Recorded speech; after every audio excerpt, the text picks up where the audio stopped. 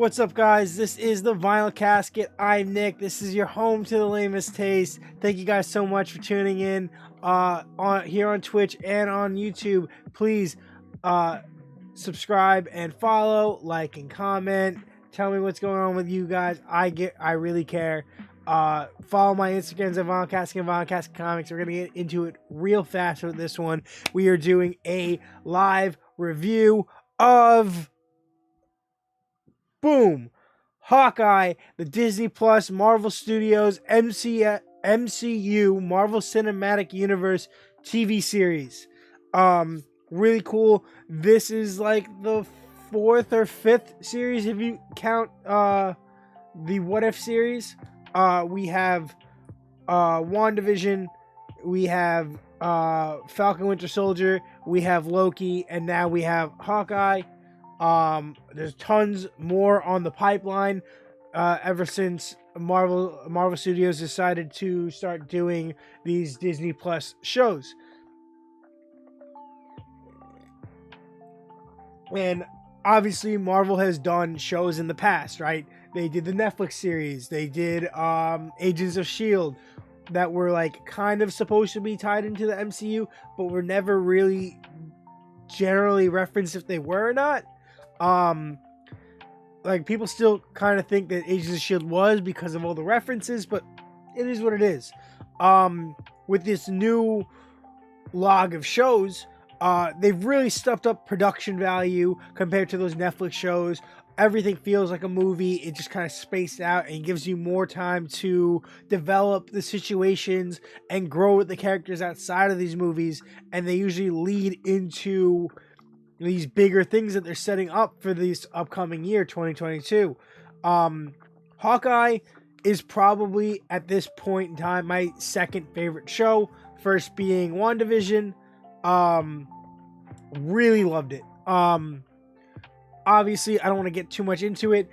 Cinematography here is well above average that I expect for a streaming TV show. It is on cinema theater level. Without a doubt, it is phenomenal. Editing, storyboarding, everything technical about this is really well done, and I really like it. I'm a little biased for Hawkeye, being that I'm a major Hawkeye fan growing up. And I know that the Hawkeye in the comics and the Hawkeye we have in the MCU is pretty different. Jeremy Renner is not exactly how Hawkeye is that I grew up with, but they've been slowly molding him into a really cool version. I think he was perfect for Hawkeye as Ronin in Endgame. I thought that was great. I think that made sense. I think he's very Ronin Clint Barton. And I loved it. And in this, you tackle the repercussions of this. And I think that this show really took a lot of different storylines, wrapped them kind of into one, dealt with them together, and did it in a really, really clean way. And that's my favorite thing here. It was visually really good, and the story was very unique, very original, but also paid homage to a lot of really good storylines, developed the character in very accurate ways, and set up the other Hawkeye. So we got Kate Bishop, who is also Hawkeye. It's very like weird in the comics and in here, because like they never really say that she's Hawkeye, but like she is Hawkeye. She never like comes, like she tries to come up with her own name and she gets shut down. So she's just another Hawkeye, which is kind of the same way like in the comics with the Young Avengers. She was just kind of Hawkeye. They deal with the Ronin stuff, which is dealt differently in the comics, but it was really well done here based on what they already have presented to them because of the movies. Yelena, Black Widow's sister, she comes out of the Black Widow movie. She was done really well. I loved the way they developed her and the way they presented her, and the huge amount of what's the word, evolution she went on from when we last saw her to now. We get to see like her, like where she was in between the movie and the show. That was really cool. We get Echo, which is really, her character development, her backstory was really interesting. Echo is a character that in the comics becomes Ronin, so that was really cool to see a Ronin story tackled differently. It was really unique, and it touched on a bunch of accurate points without exactly doing what's already been done. And I didn't feel like, oh, they should have just done it. Like, I enjoyed it. I enjoyed all these new characters. I enjoyed, they also had swordsman without really saying that he's swordsman. They said swordsman. They put him into the universe. So we got tons, and we got like good guy swordsman, but like they were kind of like developing him and making him seem like he was bad guy swordsman, but it's like him as a good guy, and it was really cool. Lots of characters, lots of development, lots of like establishing this corner of the MCU. There's like friendly, funny, like lighthearted corner that still deals with really dark stuff, and I really enjoyed that. I loved the whole storyline, all the stuff we got out of it, and let me go into it a little bit. Basically, Kate Bishop, when she's a kid, witnesses the fight in Avengers 1. The tower she's living in, parts of it blows up, and she loses her dad, but she gets to see the Avengers fighting, and she sees Hawkeye, like, no powers, doing his all to keep up with these superheroes. And that inspired her to become an archer as she grew up and do all those sorts of weird stuff and become very talented as a fighter and an archer. Getting herself into trouble all the time, involving these things. Eventually, her mother, who she later finds out is into deeper, darker stuff, that owns a security company, is involved with other stuff, and she's suspicious of this older man and her soon-to-be stepfather, who ends up being swordsman, and goes into a black market auction where they're selling the Ronin's weapons and suit.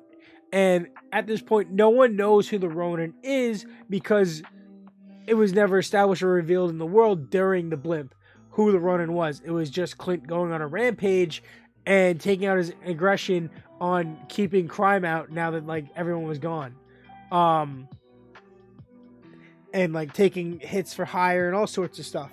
And a lot of the stuff that he did while he was Ronin that we didn't see is haunting him. He's sleeping at night, very haunted because of it. A lot of the adventures and missions and stuff that he did is starting to take a toll on him as he's starting to lose his hearing and go kind of deaf. Stuff like that is starting to take a toll on him, and it haunts him. So when when these people attack the auction to kind of make a cover up, Kate somehow steals the costume, gets in the costume, and then she's being chased by these people thinking that she's Ronin, and that all these people come out of the woodwork wanting to kill Ronin and assuming that she's somehow connected to Ronin. And then Clint, who's in the city, now has to, with his kids, visiting New York City for Christmas time, which was perfectly done. Like, they must have filmed this over a year ago, because when this show started to come out, the city wasn't even in a full effect, and they really perfectly set this up and displayed it. As someone who lives in New York City and works in New York City, well, lives in New York but works in New York City, it was really well done. And basically, we follow Clint now trying to get with Kate and like establish that like she's not this and save her, and then get rid of the costume and wants to like demolish anything doing with Ronin so it can't haunt anyone anymore. And you get Echo, whose dad was killed by Ronin, and she's all up in arms about it. She's this death like martial artist kind of person, really interesting. And then eventually Kate's mother hires the other Black Widow to take out Clint, and that's a whole big thing.